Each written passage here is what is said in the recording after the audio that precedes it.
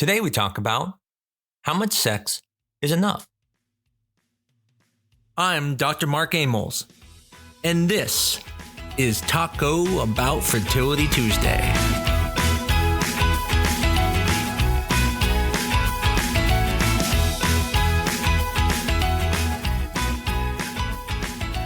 How much sex is enough? A question probably not asked by many of the men, but the question that's very important. And today, we talk about that. Now, let me just start by saying there was never a point in my life that I thought I wouldn't want to have intercourse. And then when trying to have a kid, there was a point in my life where I didn't want to have intercourse.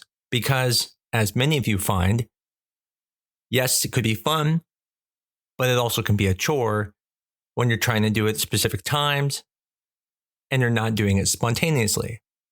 Now, common sense would tell you there's never too much, right? More sex means there might be more sperm there and more chance of getting pregnant. But in reality, that's not completely true. And on the same token, it doesn't mean people need to spread out sex too much either. In reality, it depends on the person. Generally, we recommend having intercourse every other day. Now, the benefit of here is that you are improving your chances with the frequency, but not reducing them by too much frequency. If you are someone who has a borderline normal sperm sample and you are having intercourse every day, then the chances are you could be producing too little on each of those days, lowering your chances of having success. On the other hand, if your sperm sample is completely normal, or even very high, then frequent intercourse is likely not going to cause an issue. It may cause a strain on your relationship, but it won't reduce your chances of getting pregnant. Now, the important thing to understand is that men are not making the sperm when you are having certain frequency between intercourse. Sperm is made 70 to 90 days prior, and it's maturing as it goes down the canals to be eventually ejaculated. So when you think about it and you think, well, we didn't wait long enough, they can't make enough, that's actually not correct. You're waiting for it to come down that tube to be ejaculated. And so if your count is very high, you can ejaculate multiple times in a day and can potentially still have a decent enough semen analysis to be able to get pregnant. On the same token, there are some people who don't have as high a count, and their semen analysis would be bad if we did it multiple times. I've had examples where patients have come in to do what are called artificial inseminations, where the partner comes in and gives a bad sperm sample. And we know he has a history of good sperm, so we tell him, come back in again. And they're always thinking, there's no way there's going to be any sperm there, I just gave some earlier. And the reality, that next sperm sample will be perfectly normal. And the reason why is because you're not making the sperm during those two periods. The sperm is just building up and coming down those tubes to be ejaculated. So now that we've covered the frequency of sex, which we say every 2 days is fine, the next question is when to have intercourse. Do you just have it all the time? Which I'm sure a lot of men would say yes. Do you have it in the beginning of the cycle, near the end of the cycle, when the ovulation kits say you're ovulating? So we'll discuss that. So when you're talking about just in general when to have intercourse, you really want to have intercourse prior to ovulation. And the benefit is that the sperm can live in the reproductive tract for up to 5 days. So even if you're not having intercourse on the day you ovulate, the sperm is ready there to fertilize the egg. On the other hand, if you wait until you ovulate, it's possible you could miss the ovulation because once the egg is released, there's only about 24 hours where it can be fertilized and then it dies. And so the way you figure out where your cycle is in the mid-cycle is you take your cycle length and then you subtract about 14 days from the end of the cycle length to figure out around when you're ovulating. So for example, if your cycle was 28 days, then you're probably ovulating around cycle day 14.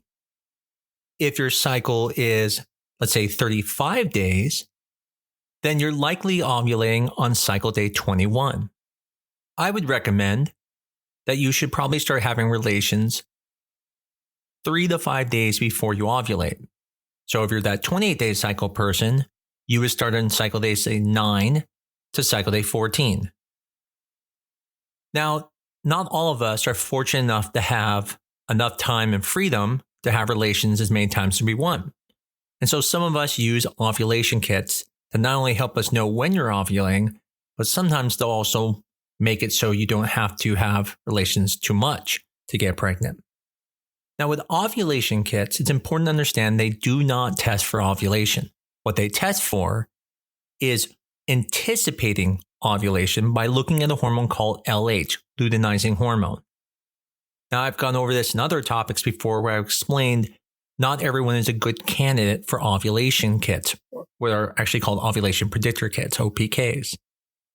So if you don't have a regular monthly cycle, you probably shouldn't be using OPKs because they're not going to be very useful for you and will probably be wrong.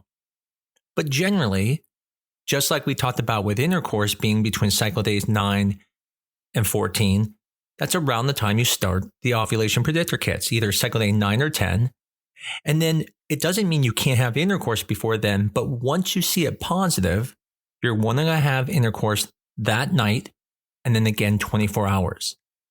Now, from the point you see the peak on the ovulation predictor kit, you usually will ovulate 24 hours later. Another method that is not commonly used, but that is actually very good, is looking at cervical mucus. At the point where it becomes stretchy, is no longer just plain liquidy, but becomes stretchy, that usually predicts ovulation by about 3 days. So in that situation, if you're using mucus, I would recommend having intercourse starting the day you see it and then every other day for a few days. Now, what about during treatment? Should you be having intercourse during treatment? Well, as usual, I'll say you should talk to your doctor if I'm not your doctor because they may want to do things different. But in general, you don't need to worry about having intercourse during artificial insemination cycles because from the point you're told to take your trigger shot that makes you ovulate, you're going to have at least 36 hours until you do the IUI, which means he will have at least 36 hours for sperm to be brought down the tubes to be ejaculated. And that's plenty because in the end, quality is always more important than quantity. You can even make the argument that waiting too long can actually make the sperm poor quality. And so it's really important to sometimes still have relations during IUIs so there's not such a long time between the point that you do the IUI and how long it's been since his last ejaculation. I even have some people who are not in the same state purposely ejaculate wherever they are. So when they get to Arizona for their IVF cycle, it's only been a few days since the last ejaculation. And that's exactly what we do with IVF. We don't refrain people from having intercourse. We tell them they can have as much intercourse as they want. However, we tell them the day of the trigger, we have them have intercourse. And then 2 days later, we get the semen for the fertilization of the eggs. So we've now talked about how often you should have intercourse when trying to get pregnant. We've talked about how often you should have intercourse during IUIs or IVF. But the next question is, does it matter how you have intercourse? Does one position work better than the other? This is one of those technical questions where you can say, yes, there is one position that has a better chance, but it's more after the act of intercourse is why it's more important. And that is the classical missionary position. When you're in the missionary position, the vagina angles downwards. And what that does is that allows the sperm, as it liquefies, to now work its way down to the bottom of the vagina into what we call the vaginal fornix, and it will bathe the cervix in the sperm. And we usually recommend sitting there for about 15 minutes. Some women will even put a pillow under their buttocks to elevate that vaginal canal a little bit higher. But the point is that when you are, ejaculating afterwards, staying in that position. Now, does that mean you can't have relation in other positions? No, have intercourse any way you want. But once you're done ejaculating, it's probably good to get into that position of where you're laying on your back and allowing that higher chance. And I know some people think maybe positions can change the sex of the baby. The answer is absolutely not. I wish it was that easy. The last part I want to bring up is a question about orgasm. This is something I've been asked multiple times by women is, do I need an orgasm to be able to help improve our chances of pregnancy? And the answer easily is no, you do not have to get pregnant. But where that question is coming from is not illogical. It's actually based off of why we think uterine contractions can occur, such an orgasm that can actually push sperm through the fallopian tubes. And so even when we do artificial inseminations, we purposely will touch the top of the uterus to cause the uterus to spasm. And then what that does is that helps push the sperm down the fallopian tubes. So I've had people ask me, do I need to now go have an orgasm after an IUI to help improve? And the answer is no, and you don't need to worry about that at home either. In the end, people get pregnant without even trying to get pregnant. So all these things we always talk about are there to improve your chances. In the end, you don't have to listen to any of this. If you want to have intercourse every day, more power to you. If you don't want to have it as often, again, you can get pregnant. All these things we talk about are just to help you get pregnant, but there are many people who do none of these and get pregnant and don't want to. So definitely don't take it as biblical, but take it more as suggestions. I'm always thankful to everyone who listens to this podcast. I'm really excited to be doing it again. And anytime you can, please review us on Apple Podcasts, Spotify, Google Podcasts, anywhere that has our podcast. It only helps other people learn about us and helps us spread the word. Until next week, this is Taco Bout Fertility Tuesday.